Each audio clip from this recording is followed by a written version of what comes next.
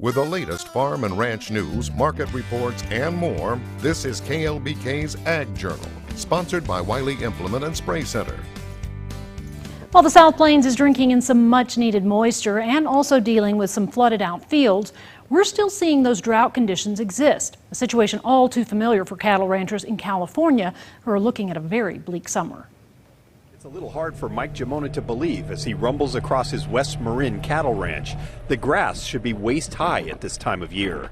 We're seeing conditions now like we would see in July and August. So what's August, September going to bring us? We don't know. It's scary. But the biggest problem now isn't the grass. It's getting enough water up to the cattle so they don't die of thirst. Natural springs that would normally refill the water troughs have slowed to a trickle or dried up completely.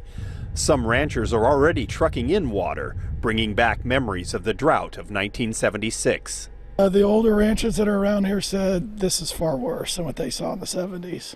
This is worse than the 76 drought? Far worse is what they're saying. But Mike is luckier than most. He has this small reservoir on the west side of his property and has run about 5 miles of pipeline to be able to refill the troughs on the east side. Without that, the land would be useless as pasture land. He got help from the Marin Agricultural Land Trust, or MALT, which is offering farmers grants of up to $15,000 to try to survive the drought. The urgency is high, and it's people need water yesterday. So the faster that we can move with our resources and our money and our technical assistance, the better it is for the landowners out here.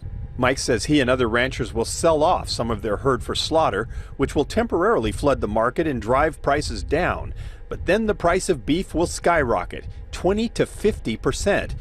He's not sure if people are ready for hamburger at $9 per pound.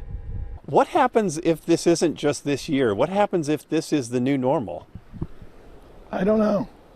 Honestly, I don't know.